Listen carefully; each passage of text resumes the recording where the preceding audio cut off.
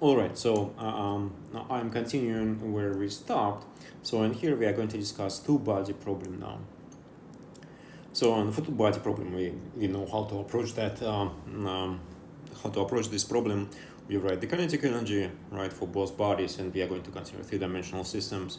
So we have the vector, radius vector r1 and the radius vector r2. And our potential will only depend on the relative position between these two bodies, so r1 minus r2. As a matter of fact, we will consider here the absolute value. Okay, so as we considered this before, overall we have 6 degrees of freedom, so it's the vector r1 and r2, so 3 plus 3 is 6 degrees of freedom. However, some of these degrees of freedom describe just the position of the center of mass, and we will introduce the center of mass here. Okay, the position of center of mass, and we also will introduce the relative coordinate, as we done before, but for many particles. So we'll introduce the relative coordinate, which is just given by the difference of two radius vectors. This will allow us to rewrite our equation in the following form, that r1 equals to capital R plus this combination of the masses and times the relative distance between these two particles. Okay, so and similarly for r2, with the only difference that the minus sign here is different in this equation. After this, we will compute now what is the kinetic energy, right? And by following these simplifications, we at the end of the day will obtain this quite simple results where we have the kinetic energy of the center of mass plus the kinetic energy defined by the relative position of these particles. Okay, so here I introduce a new notation mu, which you can obviously read off from this combination. So this is just m1 times m2 divided by the total mass. Okay, so therefore our Lagrangian at the end of the day will be given by the simple combination where I stopped writing this subscript r1 2. So we have the capital R and we have the little r, and the potential simplifies in this case because the potential only depends on the little r in the original formulation here where we started. And therefore we can immediately solve at least for the central for the dynamics of the center of mass, right? We can write the equations for the center of mass coordinate. It will just give us that the acceleration of the center of mass is 0. Well, there are no forces acting on the center of mass, as obvious from this Lagrangian, and we will be able to find the coordinate of the center of mass as a function of time. It will be just inertial motion. So it's pretty trivial solution. So but for the relative coordinate r, there will be something interesting. So as a matter of fact, for the relative coordinate, so we'll just keep that relative coordinate only right now because the solution for the motion of the center of mass is so trivial. We will keep working only with the relative coordinate, and here it is important to perform a couple of simplifications before we embark on solving this problem. Okay, so first of all, we can notice that this problem is rotationally invariant. In other words, as we learned from Noether theorem, right? From Noether theorem, we learned that if we have rotational invariance, then we have a conserved quantity, and this is the angular momentum, so L, vector L. Okay, so what is vector L? Vector L is just given by r cross p, and it is just a constant, right? So from Noether theorem, it is a conserved quantity. So L by itself is a vector. So let me show it over here. L by itself is a vector, and we can see that from this equality, right? So that r, the radius vector that we are working in this Lagrangian, is always perpendicular to L, right? Just because of this definition, r is perpendicular to L, and therefore all the motion happens in the plane which is perpendicular to L, and L is a constant, so L doesn't change. and all the motion, therefore, that happens in the plane perpendicular to L. Right? Okay, so the motion is along some, trajectory in this plane. So by all means, this is a two-dimensional problem. It's not a problem in 3 dimensions, right? It's a problem of motion in this 2D plane. Okay, so and therefore it is convenient to pick. It is convenient to consider only this plane, and it's convenient to pick a 2D polar coordinates in this plane, right? Because we can describe everything here with a radius, with this distance and with this angle. Okay, so that's what we're going to do. So we will just switch to the polar coordinates and rewrite our equation. So now we see that our problem became two-dimensional. We have the degrees of freedom that we have. We have the distance r, okay, it's one number, and we have the angle phi. That's it. And the next simplification that we can immediately see from this new Lagrangian is that it is independent of phi itself. Okay, that means that the variable phi is ignorable or cyclic, and that leads to the conservation of the z component of the angular momentum. I will call it little l, which we can simply find. So this L will be given, well, first of all, what is conserved. So this quantity is conserved. So this is actually 0. This quantity is conserved, and from the equations of motion, because it's ignorable variable, so we'll have here dl d phi, and this is 0 because L is independent of phi. Okay, so and therefore this combination L equals mu times r squared times phi dot is a conserved quantity, so it doesn't change the function of time. Okay, L is just a constant. Very good. Additionally, we can see that this Lagrangian here doesn't depend on time. And therefore, energy is also conserved. And for the energy, okay, which we denote previously also sometimes by H, we can write the conserved quantity, and that would be r dot dl dr dot phi dot dl d phi dot minus L. We can substitute what Lagrangian is, compute, and obtain this equation. And it is also a constant, right? So it's a constant, it is independent of time. By the way, so this conserved quantity often is called first integral, or the conserved quantity of these types.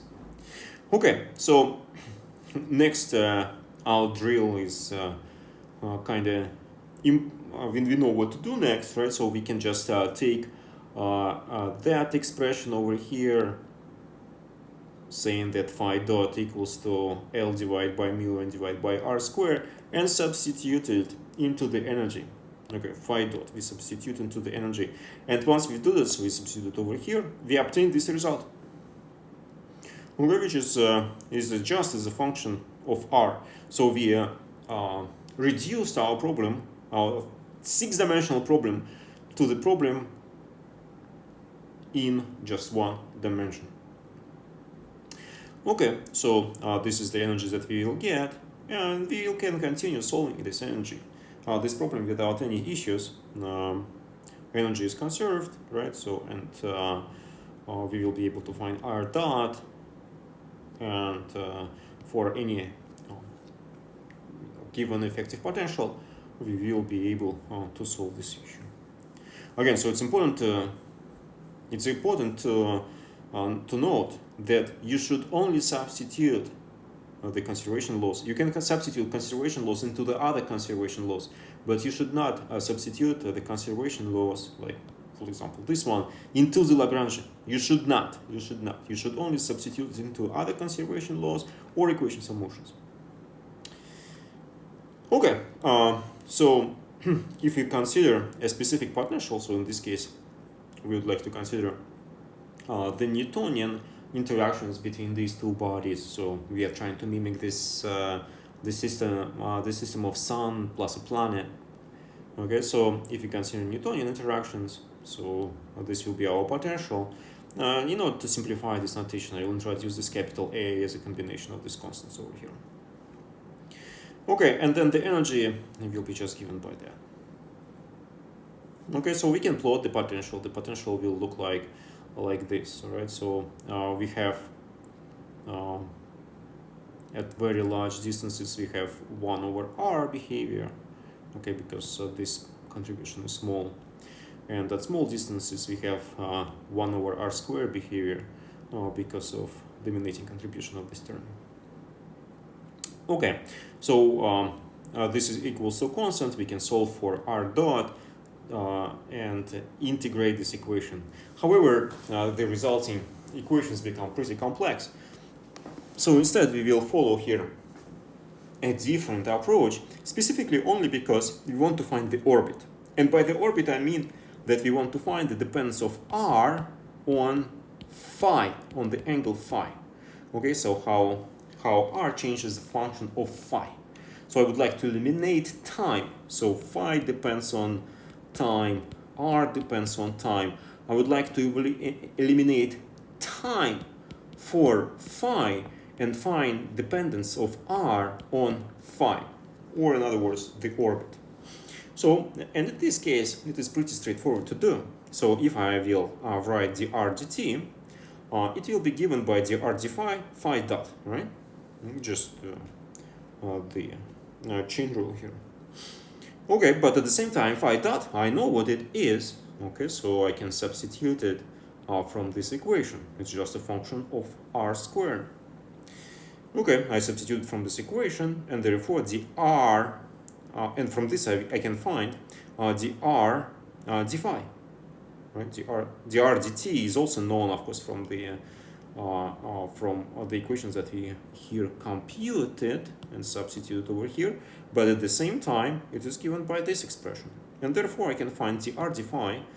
Okay, I will have 1 over r squared. This just substitute from here, and I will simplify a little bit this part by dividing it by mu and then reshuffling a couple of terms.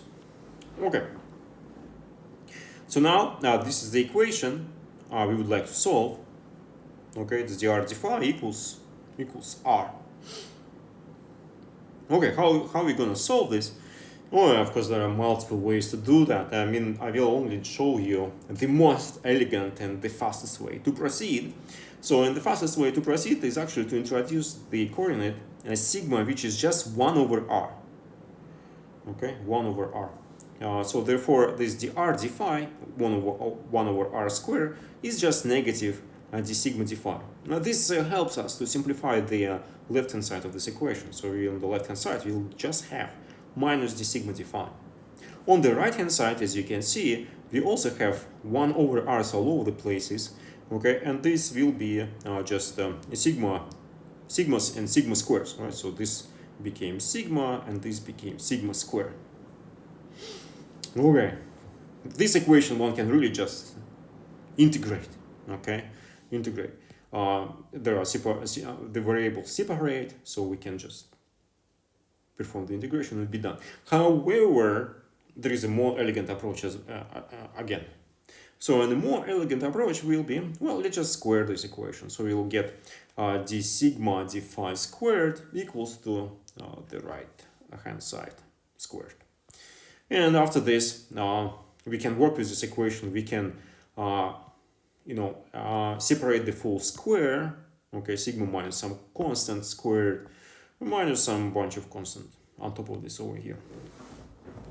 Okay, to make it a little bit more suggestive, I will also introduce additional notation. I will introduce 1 over p squared as 1 over p as this combination. And instead of this combination, I will introduce epsilon square over p squared. I mean, p squared is just a combination of whatever we had over here. And epsilon can be also read off then from this redefinition. So, well, moving further, we will have then after this simplification, again, just so we will be able to recognize this equation a little bit easier. So we'll have d sigma d phi squared, okay, this is this side. And on this side, we'll have sigma minus 1 over p and everything squared and plus some constant here. Okay, so, and again, so the easiest way to proceed is actually introduce a new variable, okay, given by this combination. So it will be sigma bar equals sigma minus 1 over p. Okay, so when you take the derivative with respect to phi of this 1 over p, it's just a constant that will drop out, and therefore this equation we can rewrite in extremely simple form. All right, so I reshuffle a couple of the terms, okay, and then that. But what does this equation mean? It's the velocity squared plus x squared equals, some constant. Well, this is nothing else but the equation for the harmonic motion, right? We can immediately solve this equation because the velocity plus the position should be a constant that only possible if sigma is a function, is a trigonometric function. So in this case, it's like cosine or sine, right? So let me consider cosine. So you can check explicitly by substituting into this equation that such a sigma will solve this equation. Okay. So sigma bar in this case. And from here we can find sigma, and from sigma we can find r.